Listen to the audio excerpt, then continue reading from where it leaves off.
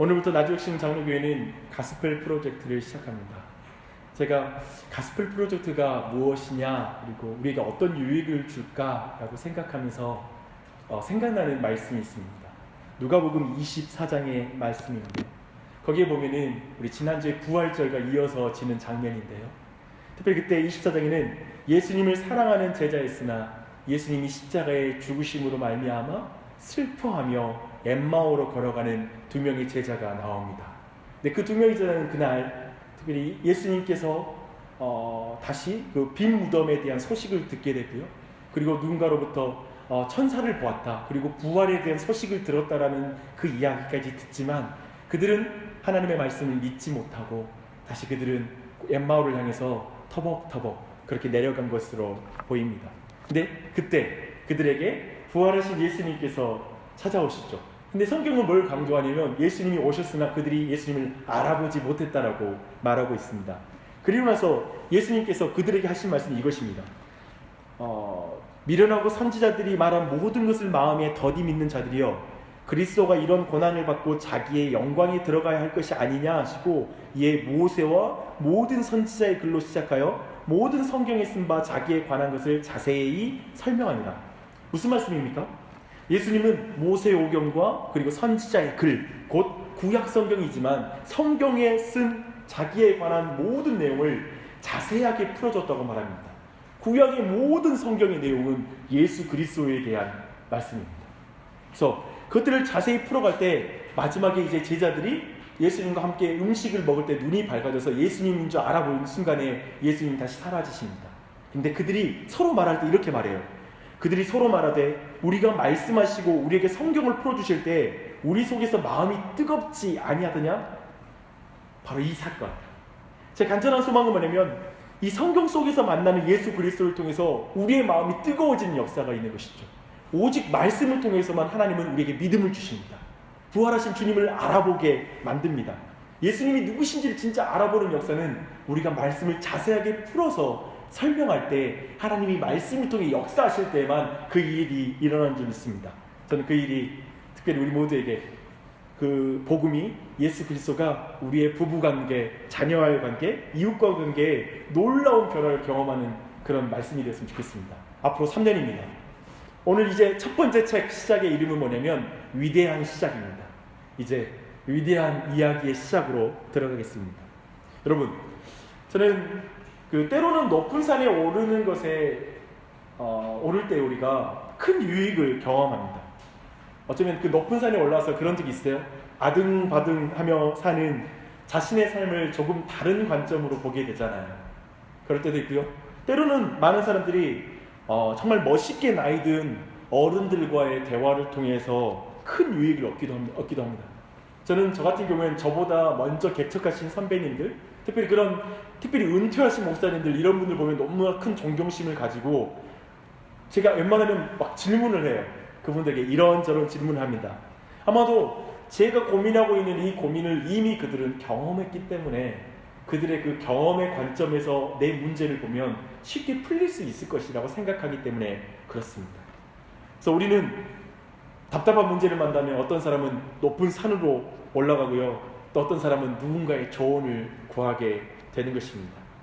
이 말이 무엇입니까? 어쩌면 지리적인 위치, 그리고 경험의 위치, 시간의 위치에 따라, 나이의 위치에 따라 어쩌면 세상을 보는 눈, 그리고 인생을 해석하는 눈, 이런 것이 바뀐다라는 것입니다. 그래서 심지어 이런 말 하는 사람 있잖아요. 나는 산을 만나서 내 인생이 바뀌었습니다. 어떤 사람들은 나는 그 분을 만나서 내 인생이 뒤집어졌습니다. 이렇게 말하기도 합니다. 그런 의미에서 창세기 1장 1절은 모든 것을 변화시키는 말씀입니다. 이 말씀은 태초에 하나님이 천지를 창조하시니라. 성경의 이 말씀은 모든 인생관, 모든 철학, 그리고 모든 종교라는 것은 가장 높은 가르침, 으뜸 종자에다 가르칠 교자잖아요. 그 어떤 으뜸한 가르침보다 그 우월한, 그러니까 비교할 수 없는 가르침이 창세기 1장 1절 안에 있습니다. 그러면서 이것은 모든 종교관, 모든 행복관과 선을 긋는 말씀입니다. 놀랍게도 창세기는, 그리고 성경은 먼저 이 모든 이 세상의 것들과 선을 긋는 선언으로 시작하고 있습니다. 사실 우리가 이제 교회를 다니고 있고, 그리고 아마 태어날 때부터 다닌 사람도 있을 것이고요. 그리고 수십 년을 지금 교회를 다닌 사람이 이 자리에 있는 것 같습니다. 네, 평생에 성경 보는 사람으로서 한번 원어로 창세기 1장 1절 한번 읽어보는 경험을 가져야 되지 않을까요? 우리 한번 외워봐도 좋을 것 같아요. 한번 창세기 1장 1절 그대로 설교 노트에 옮겨왔습니다. 한번 따라 해보겠습니다. 베레쉿 바라 엘로힘 엣 하샤마이 워에잇 하아렛. 네, 아렛. 한번 쭉 한번 읽어볼게요. 한번 베레쉿 바라 엘로힘. 따라해 보시겠습니까? 베레쉿 바라 엘로힘 에잇 하샤마이 워에잇 하아렛. 여기 영어 써져 있으니까 좀 보세요. 읽는 방향이 왼쪽에서 읽는 게 아니라 오른쪽부터 읽어요. 아시죠? 히브리어는 오른쪽부터 시작되는 거예요. 지금 아랍어도 이쪽에서 출발하죠. 아무튼 고대 근동 쪽은 아무튼 거꾸로 간 것 같아요.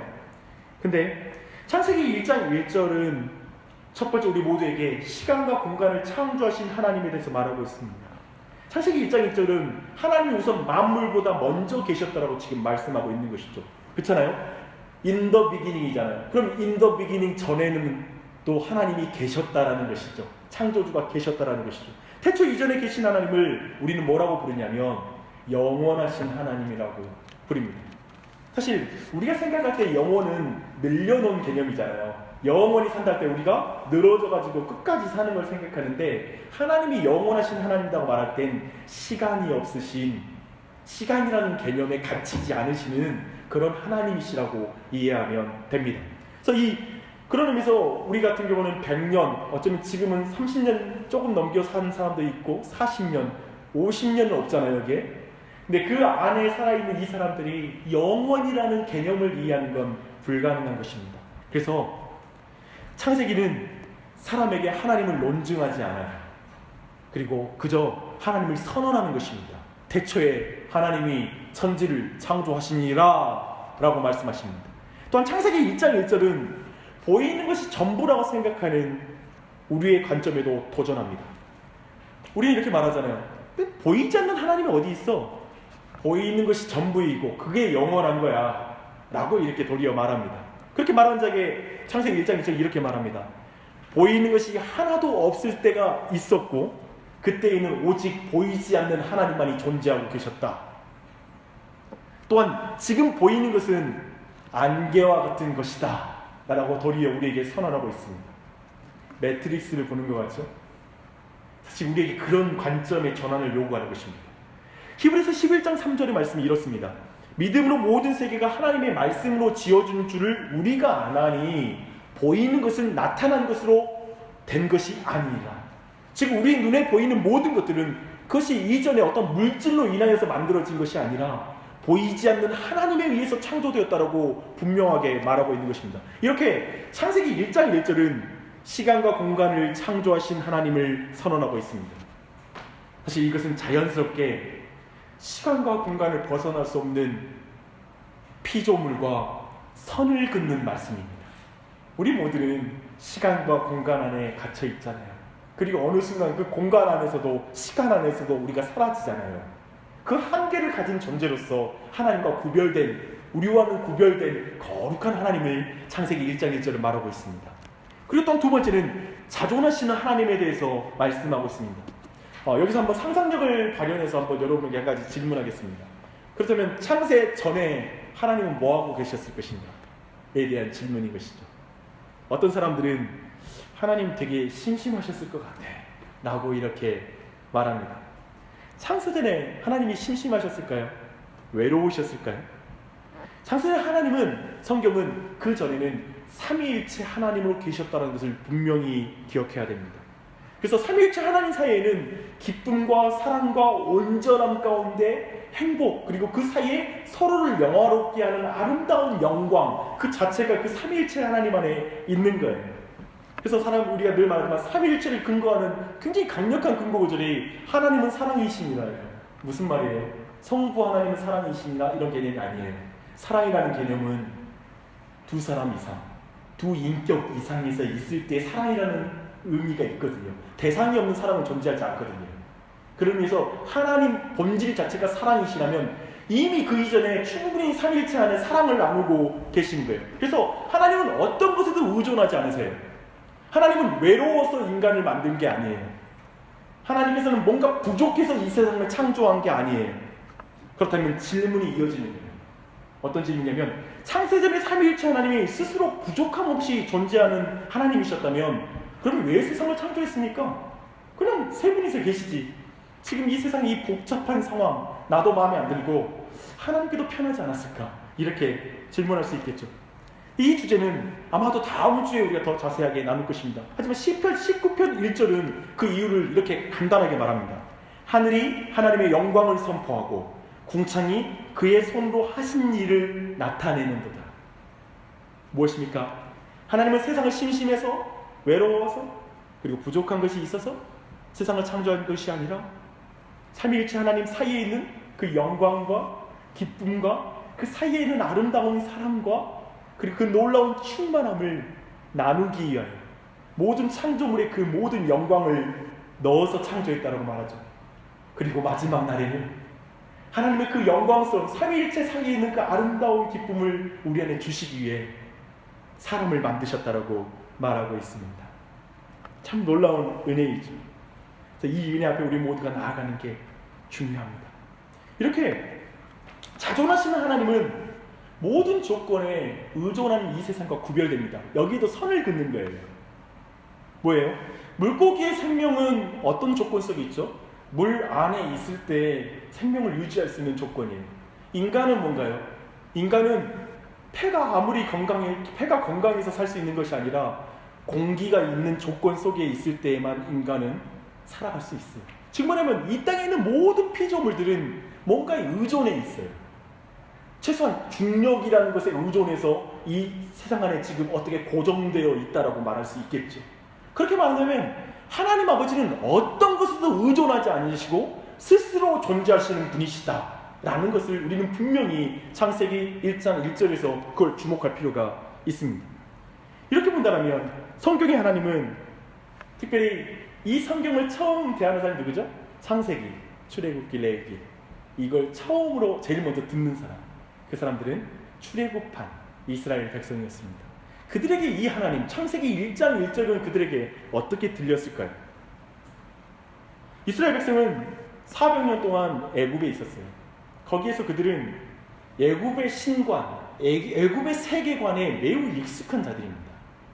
고대의 신관은 우리가 알다시피 지역신 개념입니다. 그래서 일정 지역에 있어서 영향력을 발휘하는 거예요. 그리고 신들이 가끔마다 주특기가 있습니다. 그래서 그 주특기 벗어나면 힘을 잃어버려요. 그리고 영역을 벗어나면 힘을 잃어버려요. 그래서 고대 전쟁을 보면 어디서 싸우는 것을 굉장히 민감하게 해요. 왜냐하면 자신의 신이 산의 신이면 산 쪽에서 싸우는 것을 유도하고요, 들판의 신이면 들판에서 싸우는 것을 원해요. 그때 군대의 사기가 다른 거예요. 왜냐하면 신이 돕고 있다는 생각을 하기 때문에. 굉장히 이런 식의 개념의 신의 개념을 가지고 있습니다. 결국 뭐냐면 인간이 그 신 위에서 신에게 자신의 어떤 생각을 투영한 신, 그 정도 수준인 것이죠. 그러면서 이스라엘은 출애굽 과정에서 10가지 재앙을 경험해요. 근데 이 10가지 재앙은 사실은 표징이에요. 뭐냐면 그 모든 재앙을 통해 하나님이 누구신지를 우리에게 알려주시는 것이기 때문에 10가지 표징이라고 부릅니다. 근데 이 10가지 재앙 하나하나가 애굽의 신들과 관련이 있다는 거예요. 그래서 이 모든 10가지 재앙은 애굽의 우상들을 심판하시는 하나님, 애굽의 신보다 더 강하신 하나님을 드러내는 그 사건으로서 10가지 재앙이 주어지고 있다는 것이죠. 그래서 여러분 그 노트에다가 그 10가지 재앙과 관련된 애굽의 신들을 하나하나 써놨습니다. 나중에 확인해 보십시오. 근데요, 이 창세기 1장 1절을 듣는 이스라엘 백성은 그 이후에 또한 홍해 사건도 경험했습니다. 어떻게 바다를 가를 수 있단 말입니까? 도저히 상상할 수 없잖아요. 근데 하나님은 그 바다를 가지시고 구원하시는 거예요. 표징을 볼 때마다 백성들의 마음에서는 계속해서 질문들이 점점 강하게 나왔을 거예요. 도대체 이 하나님은 누구야? 어떤 하나님이시죠? 두 번째, 도대체 우리가 뭐라고 이렇게 행하십니까? 우리를 향한 목적이 뭡니까? 라는 질문이 자연스럽게 그들에게 이어졌을 것입니다. 그래서 출애굽기 15장 11절의 고백이 이제 출애굽 이후에 홍해 사건 이후에 있는 거예요. 뭐냐면 여호와여 신중에 주와 같은 자 누구니까? 주와 같이 거룩함으로 영광스러우시며 찬송할 만한 위엄이 있으며 기이한 일을 행하는 자 누구니까? 이렇게 말할 수밖에 없죠. 기억하세요. 거룩함으로, 구별됨으로, 다른 신과 다름으로 영광스러우며 그리고 찬송할 만한 위엄이 있는 신이 어디 있겠습니까? 라고 이렇게 하나님이 어떤 분인지 그들이 느꼈던 거예요. 그런데 그들은 시내산에 도착해서 모세가 산 위에 올라가서 오랜 동안 내려오지 않자 어떻게 되죠? 다시 애굽의 신관으로 돌아가요. 예수 하나님께서는 10가지 재앙과 홍해 사건과 이 모든 사건을 통해서 하나님은 다른 신과 다른 분이라는 걸, 거룩한 분이라는 걸 계속 구별해서 선을 그어서 설명해 주셨잖아요. 근데 결국은 애굽의 신관으로 딱 돌아가 버려요. 애굽의 신보다 강한 여호와 하나님을 경험했지만 하나님이 거룩한 분이라는 건 깨닫지 못하는 거예요. 그래서 결국 그 모든 것이 드러난 사건이 황금 우상을 만드는 사건이에요. 하나님을 다른 신과 선을 그으심으로 스스로를 거룩한 하나님이라고 지우는데 이스라엘 백성은 그 선을 지우는 일에 열심히 해요. 근데 그게 우리예요. 지금 이 이스라엘의 이 본성, 거룩하신 하나님이 선을 긋고 있는 것을 자꾸 지워버리는 게 바로 우리 인간이 가지고 있는 본성입니다. 사랑하는 여러분, 보이지 않는 하나님을 보이는 것으로 만드는 우상 숭배는 지금도 계속되고 있습니다. 생각해봐요. 40년, 50년, 60년을 사는 우리의 시간과 경험으로 우리는 하나님을 평가해요. 지금 이 순간 고통스러우면 하나님은 선하지 않습니다. 하나님은 살아계시지 않아요 라고 말하며 자신의 방법으로 우상을 만들어가요. 아마도 그 모든 것이 원망과 불평으로 끊임없이 이스라엘 백성에게 드러났다는 걸 알고 있을 거예요. 우리 모두도 우리의 시간 안에서 하나님의 영원하신 하나님을 평가해요. 보이지 않는 하나님을 인정하지 않고 보이는 것만 믿을 때도 있어요. 그렇지 않아요? 저는 그것을 불신이라고 부릅니다.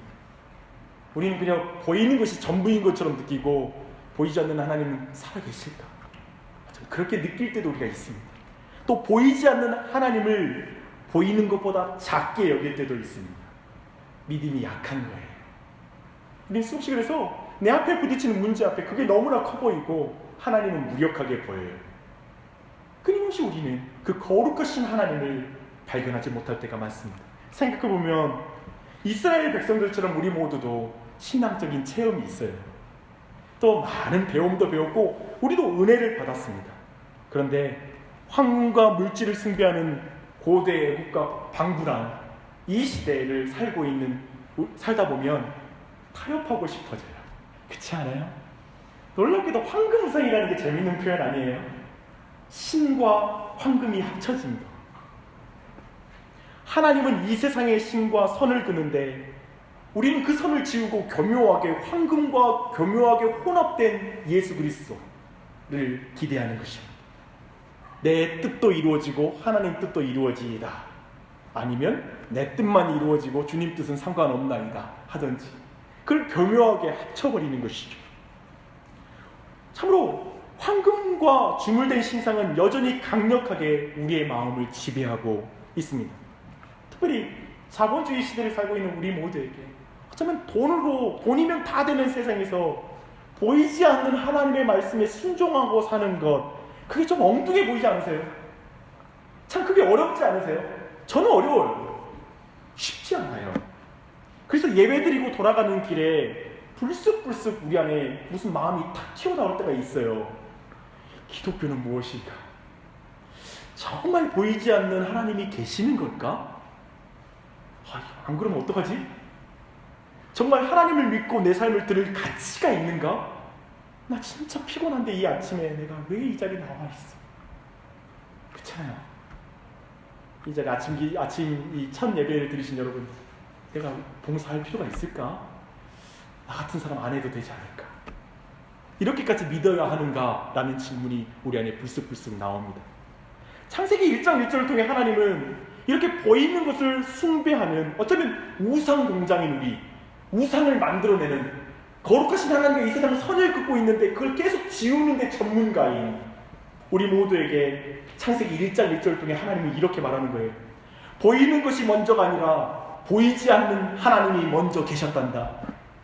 하나님의 자녀들아, 보이는 것이 전부가 아니라 보이지 않는 하나님의 일부란다. 보이는 것이 먼저 보이고 보이는 것이 전부로 보이고 있는 것은 속고 있는 것이란다.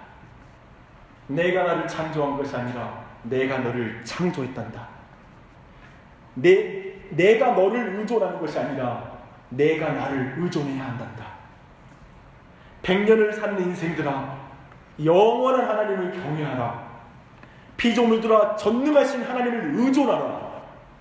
만난을 떠난 너희의 삶은 혼돈이요 허무요 흑암이란다.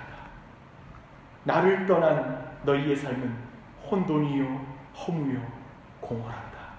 이렇게 말씀하신 것입니다.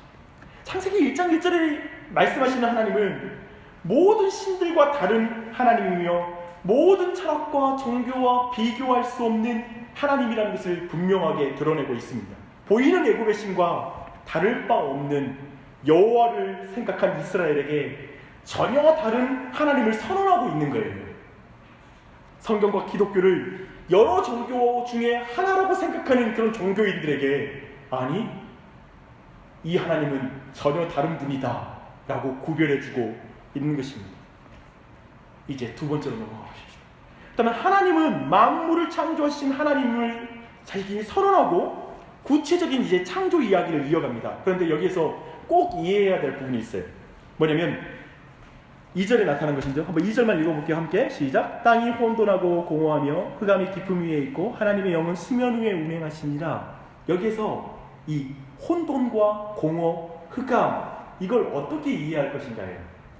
언뜻 보면 많은 사람이 이것이 혼돈과 공허, 이거 흑암은 마치 악한 개념처럼 말하잖아요. 그래서 어떤 사람들은 처음에 악이 있었다, 악으로부터 하나님이 창조하셨다, 선을 창조하셨다, 이렇게 보는 사람들도 있어요. 근데 그런 게 아니라, 왜냐하면 하나님이 지금 창조하는 내내 보시기에 좋았더라 하셨거든요. 흑암과 공허가 악한 것이었다면, 그리고 죄와 관련된 것이었다면 선하다고 말할 수 없는 것이죠. 그 첫 번째가 이것을 그렇게 볼 수 없다는 근거이고요. 죄 이전 세상에는 그런 악한 개념이 없다는 것이죠. 그렇다면 이 혼돈이라고 이렇게 사용하는 건 훨씬 문학적인 표현이라고 우리가 이해할 필요가 있습니다. 뭐냐면 이건 질서를 강조하기 위한 것이죠. 이제 하나님이 만든 창조는 매우 질서 있는 창조이다. 그리고 하나님이 만드신 그 창조는 공간을 채우는 그 충만한 창조이다 라고 말하는 거예요. 그래서 하나님이 만드신 이 땅의 어떤 궁극적인 상태를 표현하기 위해서 지금 이 모든 것을 사용하는 것입니다. 그렇다면 이렇게 질문하면 되잖아요. 아니, 그냥 처음부터 시간과 공간을 피조물로 다 채웠다고 하시면 될 거 아닙니까? 근데 굳이 혼돈과 공허라는 표현을 왜 사용합니까? 라는 질문이 당연히 이어져야 됩니다. 사실 이 모든 건 첫 번째 이 출애굽, 이 창조 사건을 읽고 있는 그 이스라엘 백성의 관점을 볼 때만 이 내용이 이해될 수 있습니다.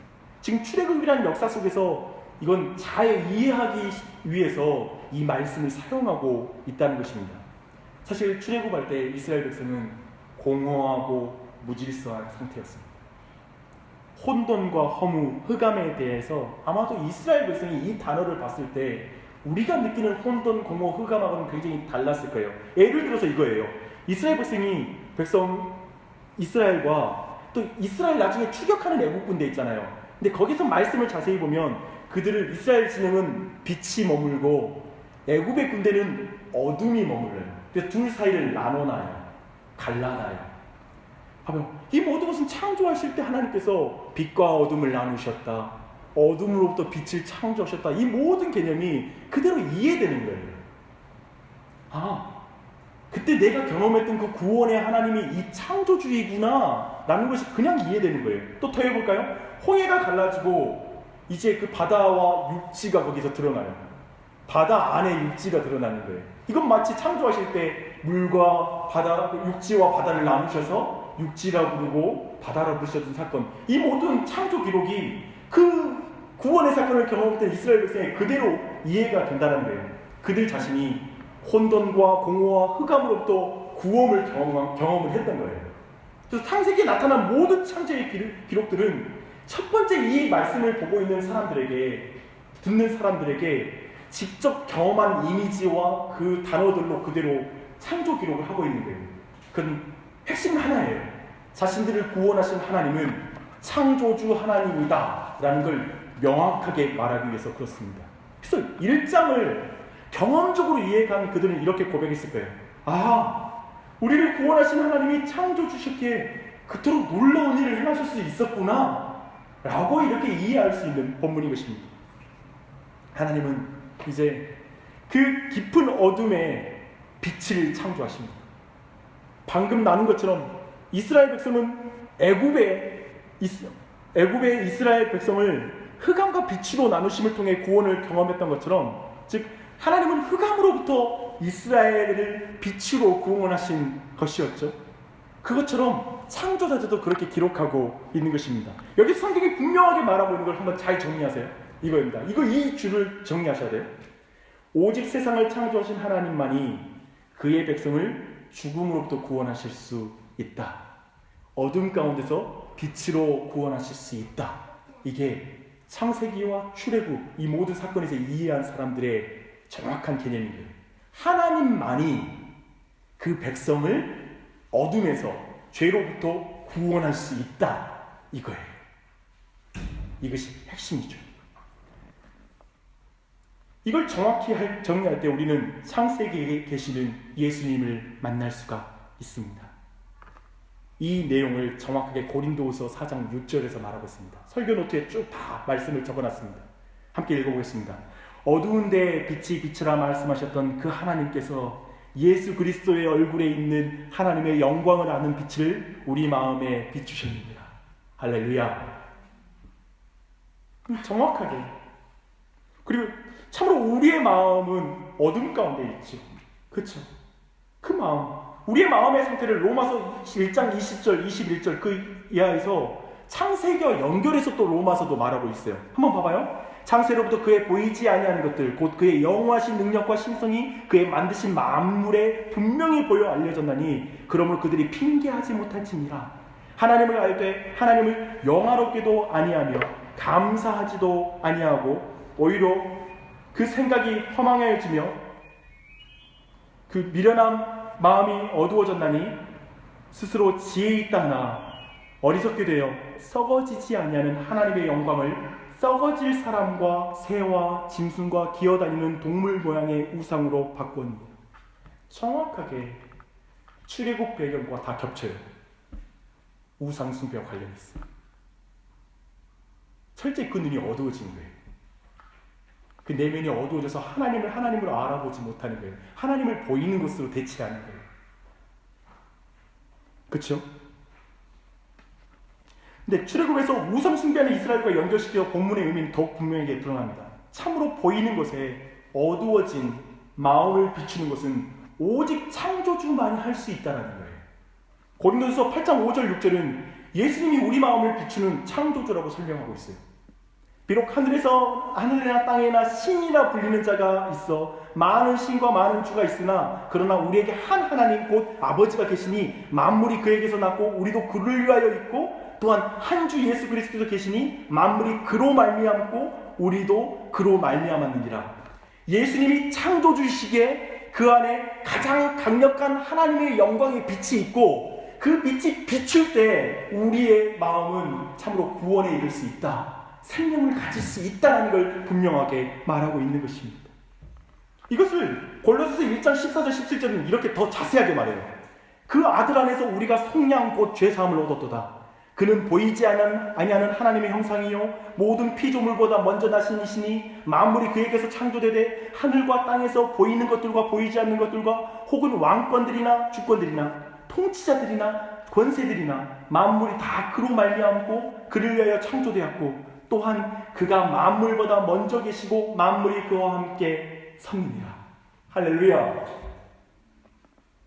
창조주신 예수 그리스도, 그만이 우리를 어둠으로부터, 어쩌면 보이는 것에 매여 있는 우리, 끊임없이 보이는 것을 우상으로 만드는 우리, 그 어둠 가운데 매일 수밖에 없는 우리, 그런 우리를, 그 어두워진 마음에 빛을 비출 수 있는 건 오직 하나님이신 예수 그리스도만이 비출 수 있다는 걸 성경 전체는 이렇게 드러내고 있는 것입니다.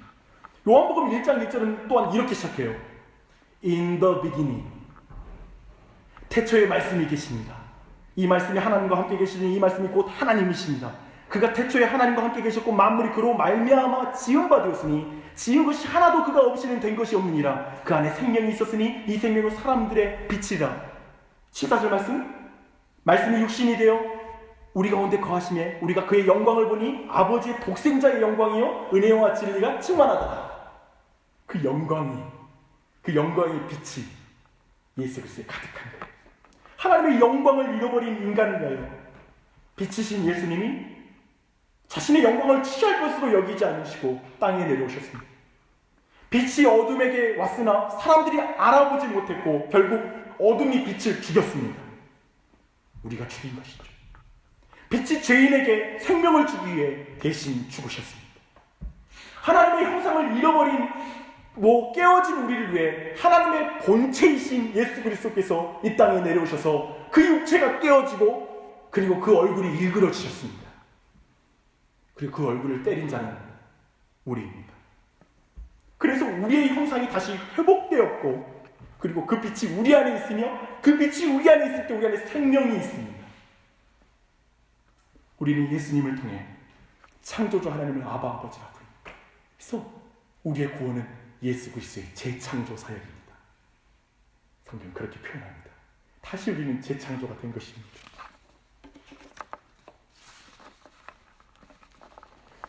말씀을 마무리하겠습니다.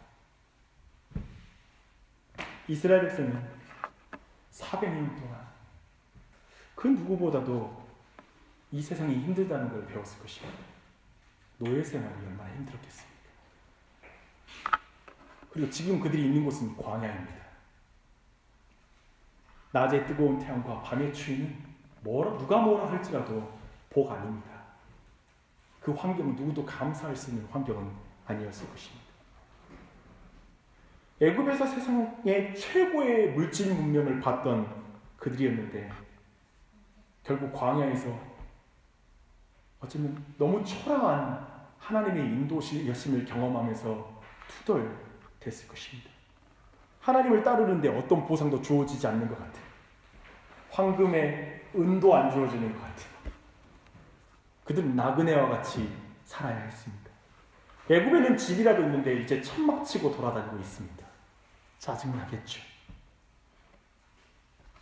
하나님의 능력을 경험했지만 하나님이 지으신 이 세상에는 동의할 수가 없어요. 하나님이 인도하시면 동의할 수가 없어요. 왜? 그 놀라운 능력으로 세상을 잘 지으셨고 선하신 주님, 예수님까지 보내셔서 날 위해서 죽으신 주님, 근데 왜 내 인생을 이렇게 끌어가세요? 그들은 여전히 이 창조의 말씀 1장 1절과 그 이하의 내용의 선하신 창조, 토부 선하다, 좋다, 아름답다라고 말하는 창조의 기록이 와닿지 않을 것입니다. 또한 선하고 창조의 능력을 가진 주님이 왜 인생을 이렇게 인도하시는지 이해할 수 없었을 것입니다. 그래서 그들은 원망하고 불평했습니다.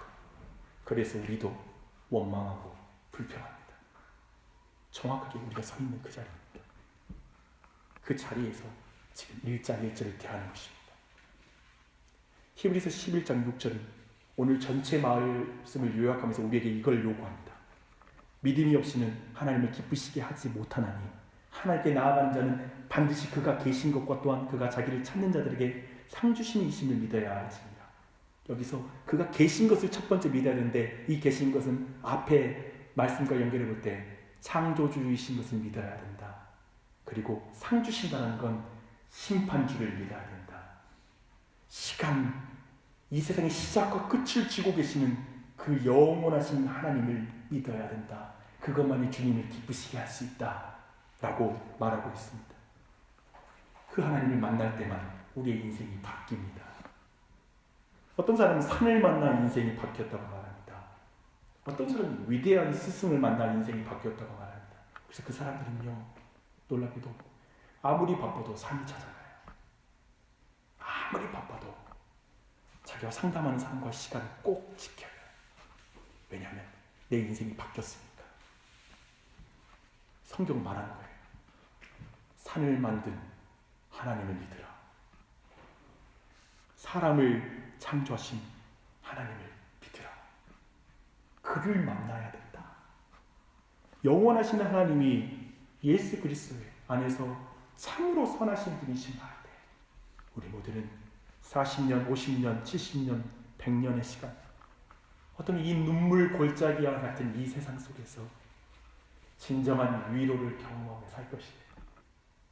그 사이에 경험하는 모든 악까지도 하나님이 선으로 바꿔가실 걸 신뢰하며 그 눈물 골짜기 같은 세상을 영원의 관점을 바라보면서 그것들을 이겨나가게 될 것입니다.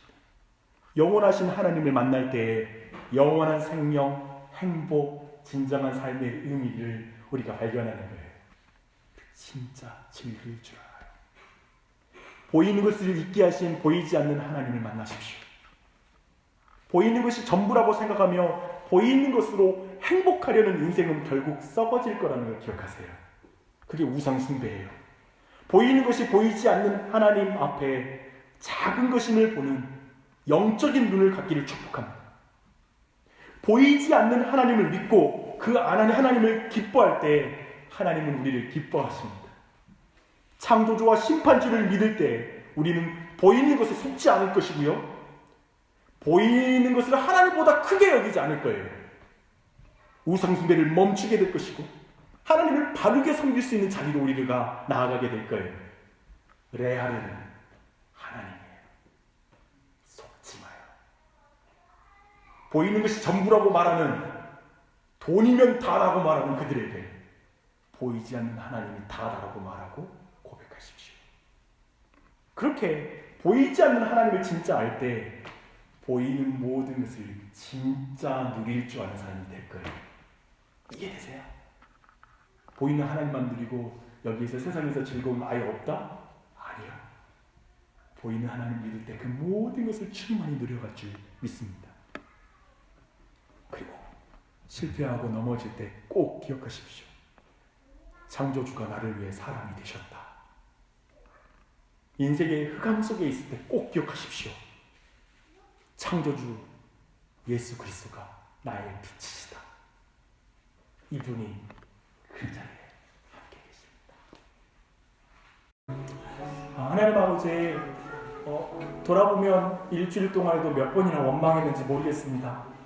내 시간 안에서 하나님 판단하는 것, 내 생각으로 하나님을 판단하는 것, 내 기준으로 하나님을 판단하면서 때론 하나님 계시나 싶기도 하고, 하나님 살아계시나 선하시나 이런 것들을 생각하면서 끊임없이 그 안에서 쳇바퀴 돌듯이 그렇게 지냈던 우리의 모습을 생각해 봅니다.